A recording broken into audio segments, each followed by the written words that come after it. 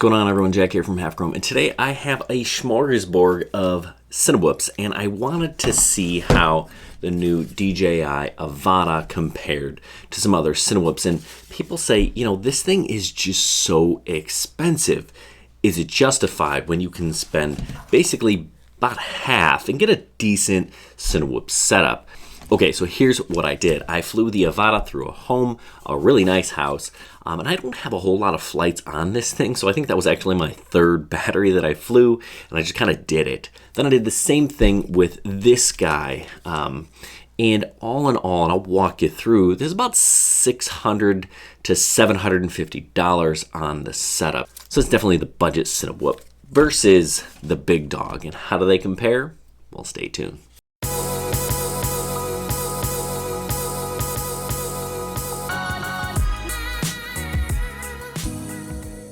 So before we get into it, the first thing I want to talk about is video signal. Now, you could get a traditional Cinewhoop with a DJI system or a walk snail system or even HD0, but this guy is flying analog, and analog is going to be your cheapest option. The problem with analog is it breaks up and it doesn't look super clear, so you're not going to see little branches and little details when you're flying around. Now, if you're used to flying analog, no big deal, but just kind of know that's a limitation. Plus, this guy was only limited to 500 milliwatts of output power, which means I can't fly nearly as far as I could with the Avata. So that right away puts this at a major disadvantage. Flying in the goggles with the Avata is crystal clear pretty much at all times. I even get that little home point icon, that H, that tells me where I am. So if I get disoriented, it'll help me find home.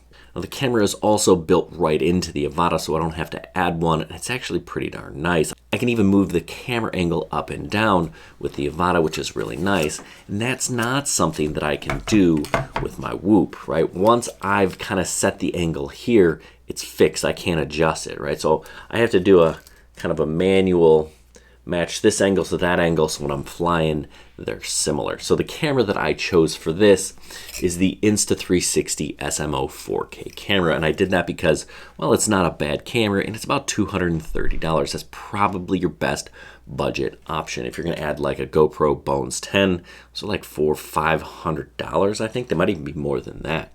So this setup, all in all, was kind of the nice budget setup that you can go with. So we got the drone.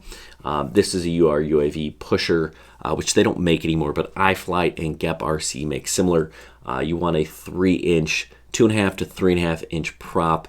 This is a 3-inch prop, and that's going to run you somewhere between $200 and $300, depending on which version you get. Again, that's for the analog version. If you're going to go with a DJI or walk snail, now you're in the $400 range right away. So for the sake of this video, we're going to go analog. We're going to say $250 for your drone, $240 for the camera. You also have to buy the radio separately. I really like the Radio Master Zorro. This is going to be about $130. You can fly with a screen. You can fly with goggles. The best goggles that I would recommend that are budget, it's both a screen and goggles, is the one from Emax. They're about $140. They include a DVR. And they're really probably the best place to start. Now, if you're going to fly with SkyZone 04s or 03s or whatever, they're going to cost you $400 or $500. And again, we're getting into DJI territory for that. So I'm going to recommend the Emax goggles. I actually really like them. They're really nice. They certainly do the job. Okay, so let's take a look at the video coming out of the Avata. Just really nice flying through the house. The thing that makes the Avata different than the other drone is I've got the altitude stable on this. Plus, it's going to automatically stabilize a little bit more of the video with the Rocksteady image stabilization. So really nice little drone.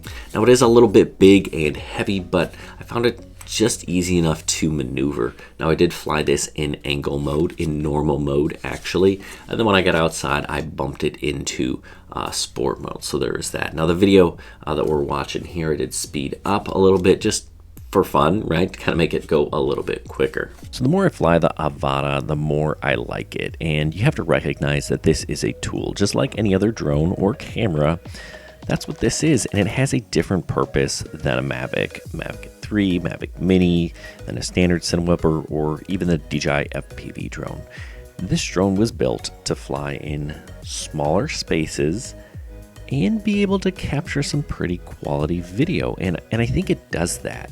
You know, you're not going to be flying a 5-inch through someone's house and out a window, right?